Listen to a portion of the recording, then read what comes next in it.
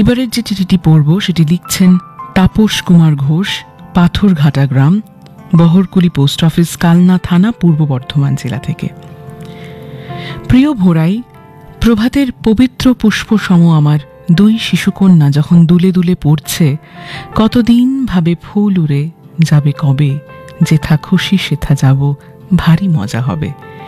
ওদের পাশে বসে আমি ভাবি মন পবনের পাখায় ভর করে ওরা উঠতে পারছে কই, বরং মানুষ গড়ার অজুহাতে সারস্বত সাধনার দোহাই দিয়ে শিশুর শৈশব আজ খাঁচাবন্দি, সোনার খাঁচায় বন্দি করে প্রতিনিয়ত রচনা করছি নতুন নতুন তোতা কাহিনী।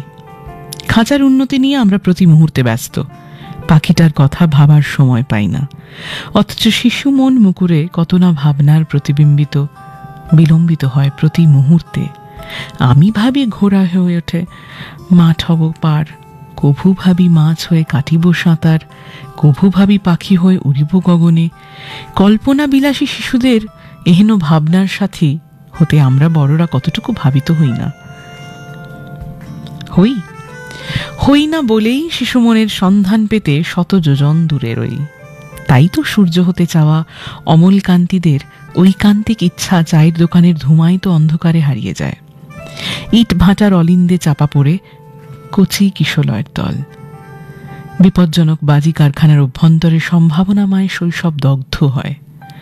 এখনকার বেশিরভাগ শিশুই যেন অমল ও দইওয়ালা নাটিকার মনমরা অমল, যারা শারীরিক ও মানসিক সীমাবদ্ধতা অতিক্রম করে দইওয়ালার সঙ্গী হয়ে তেপান্তরের মিশে যেতে চায়।